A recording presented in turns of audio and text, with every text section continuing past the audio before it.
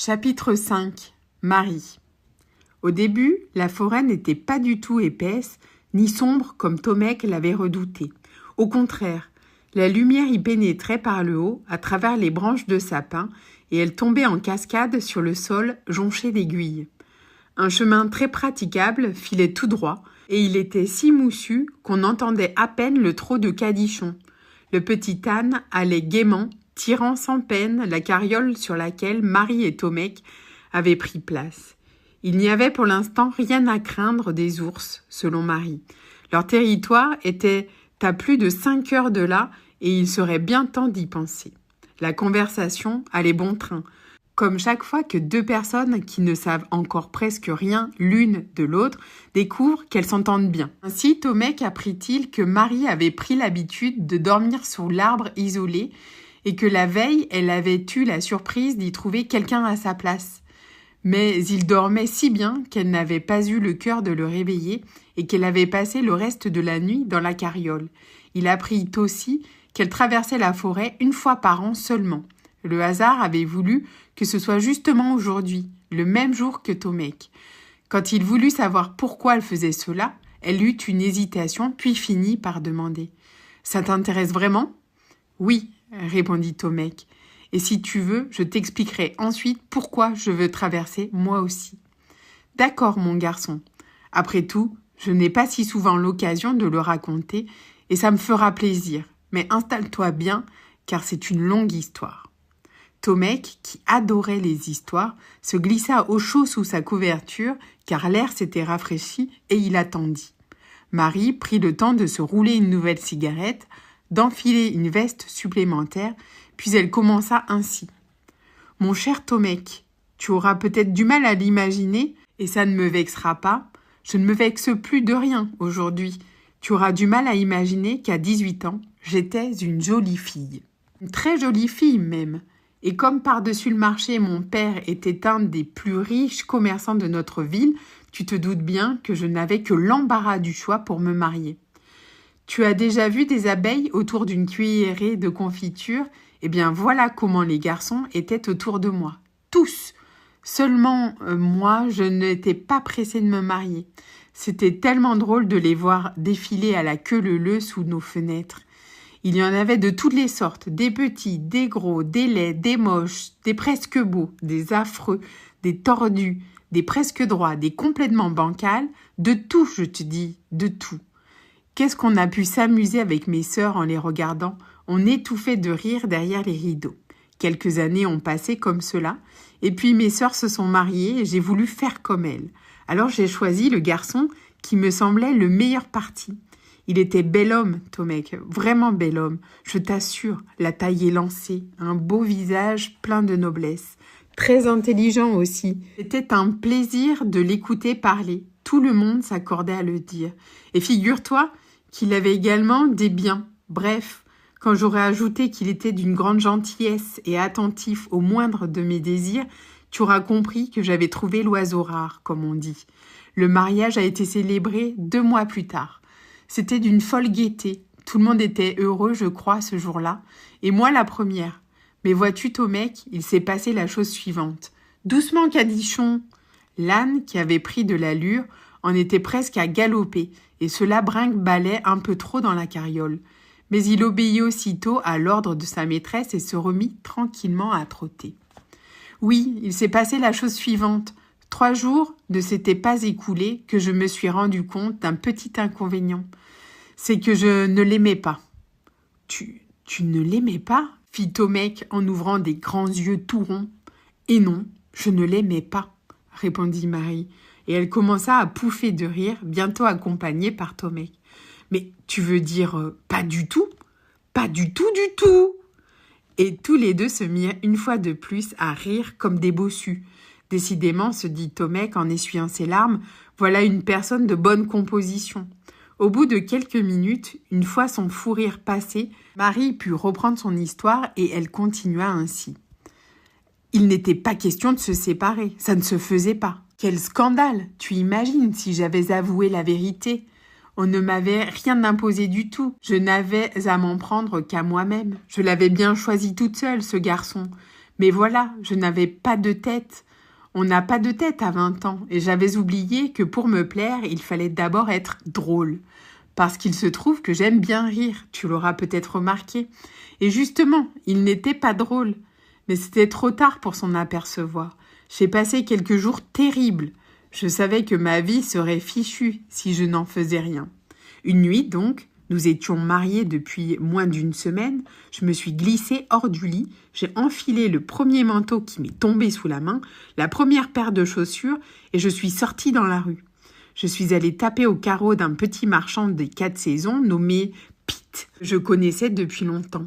Je prenais toujours les fruits à sa carriole sur le marché. Il était un peu amoureux de moi, ça se voyait. Moi, je l'aimais bien parce qu'il était gentil et drôle. Il a ouvert la fenêtre et je lui ai demandé « Tu m'emmènes ?» Il a dit « Où ça ?» Je lui ai dit « Où tu veux, loin d'ici. » Il n'a même pas demandé quand on reviendrait, ni même si on reviendrait. 2 minutes plus tard, il avait attelé sa carriole à son âne et jeté dedans quelques fripes au hasard. Nous y avons sauté tous les deux et nous avons quitté la ville. Eh bien, figure-toi que j'ai su immédiatement que celui-là, je l'aimerais toujours, exactement comme j'avais su que l'autre, je ne l'aimerais jamais. Tu vois comme les choses les plus graves sont parfois vite réglées dans la vie. Bref, le petit âne a trotté pendant tout ce qui restait de la nuit. Je me rappelle qu'à un moment, j'étais sur le point de pleurer parce que je réalisais que j'étais partie sans même dire adieu à mes sœurs et c'est là que l'âne a commencé à péter. Le marchand m'a dit « Excuse-le, c'est un péteur ». Mais l'âne a continué et plus on riait, plus il pétait. Ça aurait pu être un moment très émouvant, les 2 amants en fuite, la nuit étoilée, tout ça, et il fallait que cet âne soit un péteur. Au fait, Cadichon, que tu vois là, est le petit-fils de ce fameux âne, et il est tout à fait digne de son grand-père. Tu auras sûrement l'occasion de le constater d'ici peu. Pete et moi avons vécu 1 année sur les routes à vendre des fruits et des légumes. Pour ne pas être reconnue, je me suis laissée grossir. Moi qui avais toujours fait des efforts pour perdre du poids, trouvais bien agréable de faire le contraire. À Pete, ça ne lui déplaisait pas. Il me disait « Alors ma grosse poule ?» et il me couvrait de baisers. Oh, nous n'avons pas croulé sous la richesse, loin de là. Mais si tu savais comme nous avons pu rire, c'est la période la plus heureuse de ma vie. Et puis un beau jour, nous avons su que des cavaliers étaient sur nos traces, qu'on nous recherchait toujours. Nous avions entendu parler de cette forêt de l'oubli et nous avons pensé que c'était exactement ce qu'il nous fallait.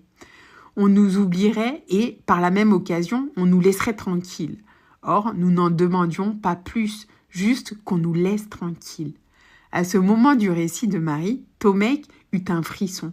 Il se rappela soudain où il était et ce que cela signifiait. À présent, il n'existait plus pour personne, sinon pour cette grosse dame qui lui racontait sa vie et qu'il ne connaissait pas quelques heures plus tôt. Il se força à écouter la suite de l'histoire afin de ne pas trop y penser. « Nous sommes venus jusqu'à l'endroit où je t'ai rencontré hier, » continua Marie, « et nous n'avons pas hésité longtemps. Pete a dit « Cadichon !» L'âne s'appelait déjà Cadichon. Tous les 3 se sont appelés Cadichon, le grand-père, le père et le fils, tous les 3 péteurs. Et nous sommes entrés dans la forêt. J'y entrais pour la première fois, comme toi aujourd'hui. Je te passe la traversée, sinon nous y serions encore demain. Et puis tu vas pouvoir te rendre compte de tout cela par toi-même. Toujours est-il qu'une fois de l'autre côté, nous nous sommes demandé si nous ne rêvions pas. Imagine un océan de fleurs aussi loin que tu regardes. Des fleurs de toutes les couleurs, de toutes les formes, de toutes les tailles, une avalanche de parfums. Pete était comme ivre. Il s'est mis à courir en tous sens. Il a arraché une grande fleur mauve. Il se l'est coiffée sur la tête à la manière d'un chapeau en hurlant « Capitaine Pete, à votre service !» Moi aussi, j'étais folle de joie. J'ai éclaté de rire et je lui ai crié « Repos, capitaine !» Alors il s'est laissé tomber tout raide en arrière, comme un bâton pour me faire rire, bien sûr, et il n'a plus bougé. J'ai couru pour venir l'embrasser, et c'est là que j'ai vu qu'il était mort. Sa tête avait heurté la seule pierre de la prairie. La seule, je te jure, je l'appelais « Pete, Pete !» Mais il ne répondait plus. Il me souriait avec son drôle de chapeau sur la tête. On ne pouvait pas mourir plus heureux. J'allais pleurer quand Cadichon a lâché une bonne pétarade. Alors, en 1 seconde, tu vois que dans ma vie, j'ai toujours pris mes décisions en 1 seconde. J'ai décidé que je ne pleurerais pas, que je ne pleurerais plus jamais et qu'au contraire, je continuerais à célébrer la vie comme avant, comme avec lui. J'ai creusé un trou et je l'ai allongé dedans. Ce ne sont pas les fleurs qui manquaient pour décorer la tombe. Et puis, je lui ai simplement dit que je reviendrai le voir l'année prochaine, que je reviendrai le voir tous les ans. Et c'est ce que je fais depuis. Voilà mon histoire, Tomek. Mais dis donc, tu ne vas pas pleurer quand même. Tomek avait du mal à contrôler le tremblement de son menton. Mais si elle ne pleurait pas, elle qui avait vécu tout ça, il n'allait pas pleurer lui qui se contentait de l'entendre. Il serra donc les dents, puis il demanda. « Et tu es revenu de ce côté-ci de la forêt ensuite ? Pourtant, ce devait être bien là-bas avec toutes ces fleurs. » Bien sûr que j'ai imaginé de rester là-bas, surtout en sachant ce qui m'attendait de ce côté-ci. Alors Cadichon et moi, nous nous sommes engagés dans cette prairie. Mais figure-toi qu'il est impossible d'y faire plus d'1 kilomètre. « Et pourquoi donc ?» questionna Tomek. « Tout simplement parce que les parfums rendent fous. Ils vous montent à la tête et on se met à délirer, on a des hallucinations. C'est très agréable et très drôle, mais sans doute qu'on en meurt si on continue. Heureusement, Cadichon a été plus résistant que moi. J'ai juste eu la présence d'esprit de lui dire « Demi-tour, Cadichon !» avant de perdre connaissance. Et il m'a ramené vers la tombe de Pete, au bord de la forêt, là où les parfums sont moins violents, et nous avons traversé dans l'autre sens. Un long silence suivit le récit de Marie. Cadichon junior trottait bravement. Tomek nota qu'il faisait bien plus sombre qu'auparavant et que la température avait encore baissé. « Et toi, reprit Marie, qu'est-ce qui t'amène ici ? À toi de raconter maintenant. »« Oui, répondit Tomek en se serrant dans sa couverture, mais mon histoire n'est pas aussi intéressante que la tienne. Il se trouve seulement que j'avais très envie de voyager. Je tiens une petite épicerie dans mon village et je crois que je m'ennuyais un peu.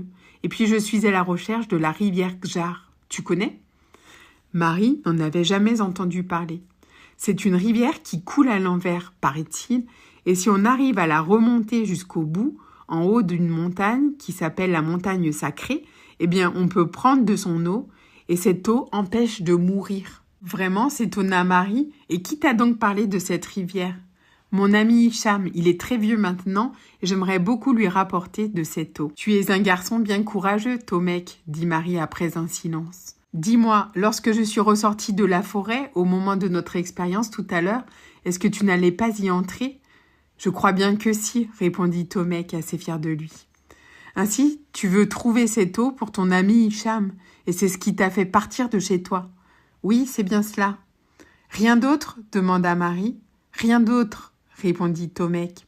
Il lui sembla très confusément qu'il y avait autre chose, mais cette autre chose était insaisissable. Il fit un effort pour la retrouver, mais en vain. Puis ils cessèrent de parler et se laissèrent bercer par le mouvement régulier de la carriole sur le chemin. Chapitre 6. Les ours. Au bout d'1 heure de route, le temps pour Tomek de se rendre compte que Marie n'avait pas exagéré les capacités musicales de Cadichon, l'obscurité se fit et on n'y vit plus guère. En outre, un froid humide s'était abattu sur la carriole et ses occupants. « Holà, Cadichon !» s'écria Marie, et l'âne s'arrêta aussitôt. Puis elle tendit une veste à Tomek qui frissonnait. « Tiens, couvre-toi, il va faire encore plus froid d'ici peu. Moi, je vais mettre ces pantoufles à notre petite amie. » Tomek se demanda ce que cela voulait dire. Il la regarda faire. Elle fouilla dans la carriole et en tira une brassée de tissu qu'elle jeta au sol. Puis elle descendit et entreprit d'envelopper chaque pied de Cadichon, si bien qu'il eut bientôt une sorte de grosse boule au bout de chaque patte. Tomek n'y comprenait rien. « Et voilà, aux roues maintenant. J'ai besoin de ton aide, Tomek. » Il sauta à son tour de la carriole et tous les deux firent avec les roues la même chose que Marie avait faite avec les pattes de Cadichon. Ils les entortillèrent dans les longs rubans de tissu qu'ils fixèrent ensuite au rayon. La carriole avait désormais de véritables pneumatiques. Tomek allait demander à Marie à quoi tout cela pouvait bien servir quand un cri aigu leur parvint, aussitôt suivi d'un grognement épouvantable qui fit trembler la forêt.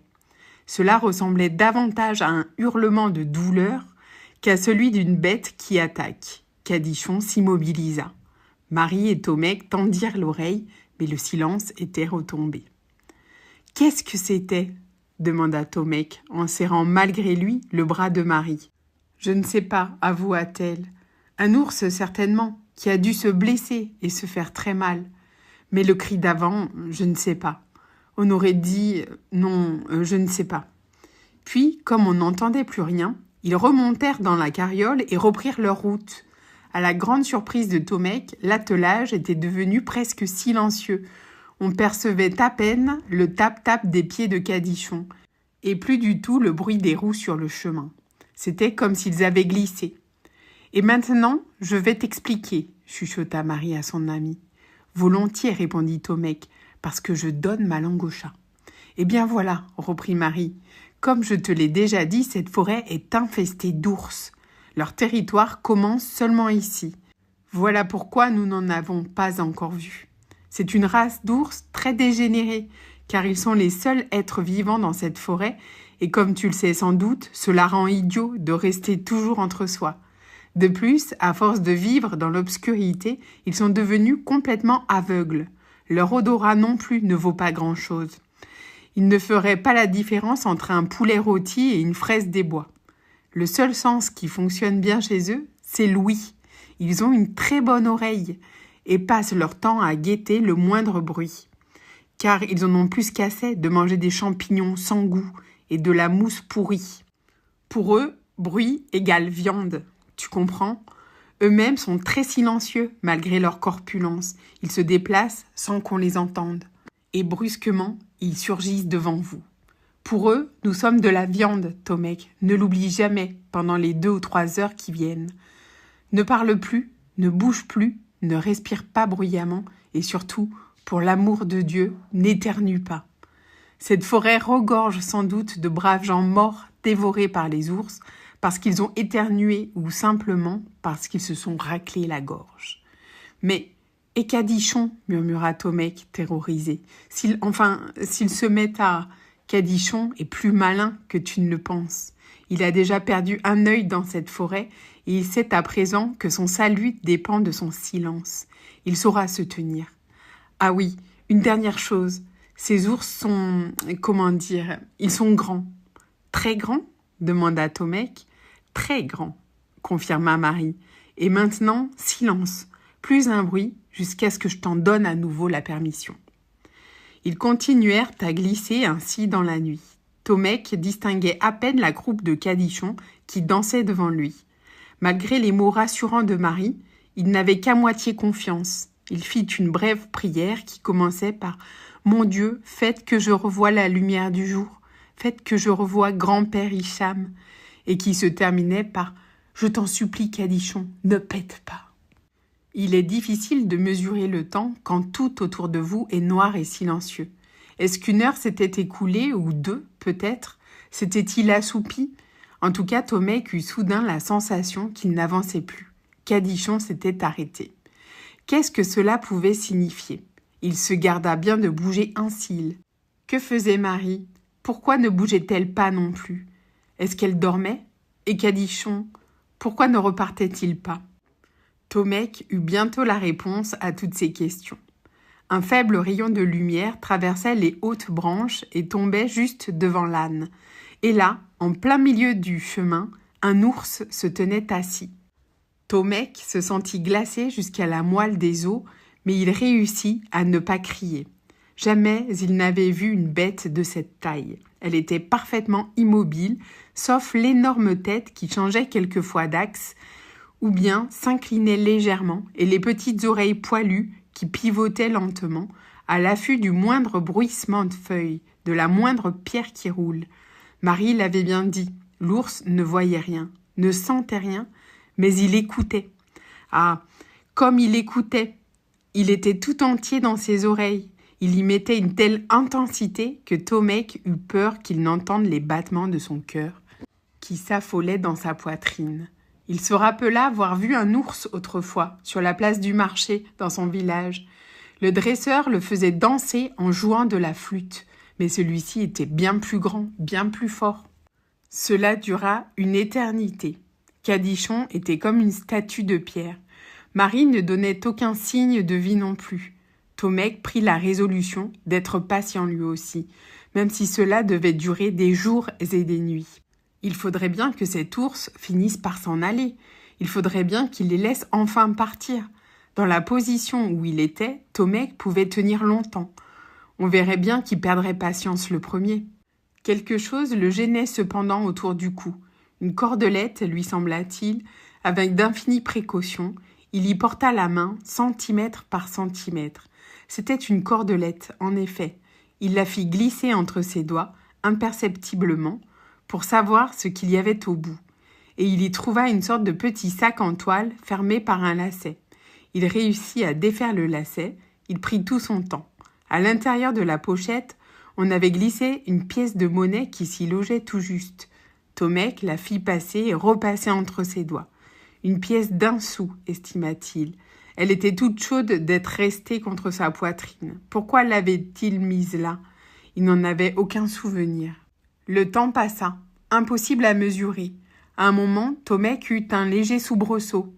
Il avait failli s'endormir. Or, il ne le fallait à aucun prix. Quand on dort, on peut ronfler, bouger. Il n'y a pas plus bruyant qu'une personne qui dort. Était-ce le sursaut de Tomec qui l'avait alerté? Toujours est-il que l'ours se mit en mouvement.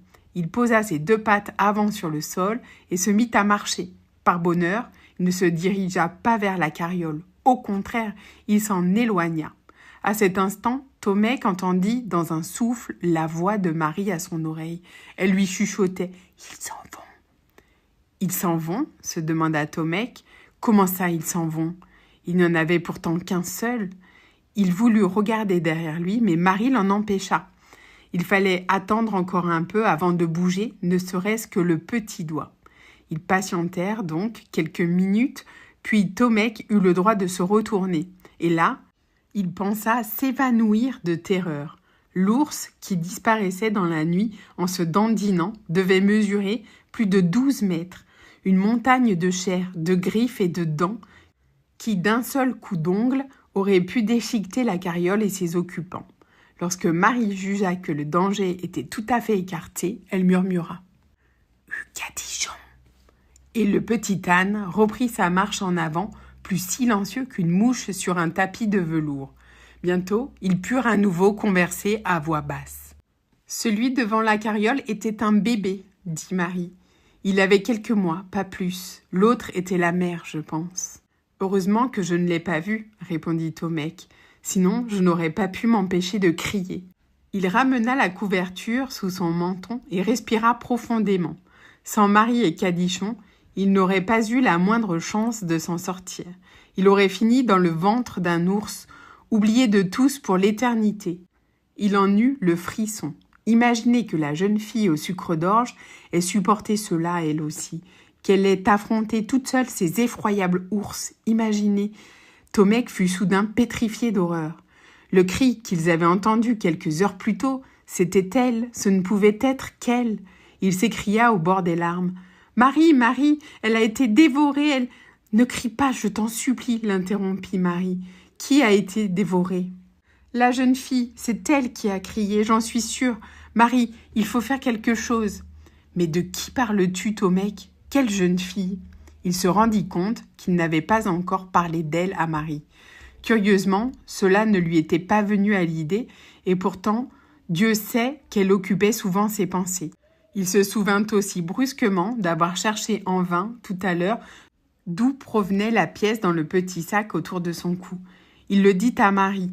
Celle-ci réfléchit quelques instants, puis « Eh bien, si tu ne te souvenais plus d'elle, Tomec, cela ne peut signifier qu'une seule chose, c'est que... » Tomec termina tristement la phrase commencée par Marie. « C'est qu'elle était dans la forêt de l'oubli. C'est donc bien qu'elle a crié, et c'est donc elle que les ours... » Il ne parvint pas à achever. Il la revoyait, si jolie dans la douce lumière de la lampe à huile. « Vous avez des sucres d'orge ? À quoi bon maintenant continuer le voyage ? À quoi bon même continuer à vivre ?» Il eut envie d'hurler de toutes ses forces. « Vous me faites pas peur, espèce de gros ours abruti !» Il eut envie de chanter à pleine voix, de taper sur des casseroles pour qu'il vienne, qu'il le dévore lui aussi et qu'on en finisse. S'il ne le fit pas, ce fut seulement parce qu'il y avait là Marie et Cadichon et qu'ils n'avaient pas envie de mourir, eux. Il se cacha dans la couverture pour pleurer. Ils roulèrent longtemps comme cela. Tomek était inconsolable. Marie avait posé sa main sur son épaule et elle le caressait parfois, comme pour dire « ça va aller ». Puis soudain, elle le serra plus fort et lui murmura « Tomek, je viens de réfléchir. Il y a quelque chose à quoi nous n'avons pas pensé tous les deux. »« Quoi donc ?» renifla-t-il. « Si tu ne te souvenais pas de ta petite amie tout à l'heure, c'est parce qu'elle était dans la forêt de l'oubli. Tu es d'accord avec moi ? » ?»« Oui, et alors ? Et maintenant, tu repenses à elle. Elle est revenue dans ta mémoire. » Tomek, qui comprenait petit à petit ce que Marie voulait dire, bondit d'un coup hors de sa couverture. « Mais oui, bien sûr, si je repense à elle, c'est qu'elle n'est plus dans la forêt de l'oubli. Elle en est sortie. Marie, elle en est sortie. » Ils s'embrassèrent de joie. Cadichon accéléra l'allure et bientôt les trois amis atteignirent les limites du territoire des ours. Ils purent à nouveau élever la voix, y voir davantage et surtout sentir un peu de chaleur sur leur peau. Au fil des kilomètres et dans le bonheur de la clarté revenue, Tomek et Marie se mirent à chanter toutes les chansons qui leur passaient par la tête et ils finirent par brailler à gorge déployée « Mon âne a bien mal à sa patte ». Cadichon, qui n'avait pas mal à la patte du tout, galopa comme au temps de sa jeunesse.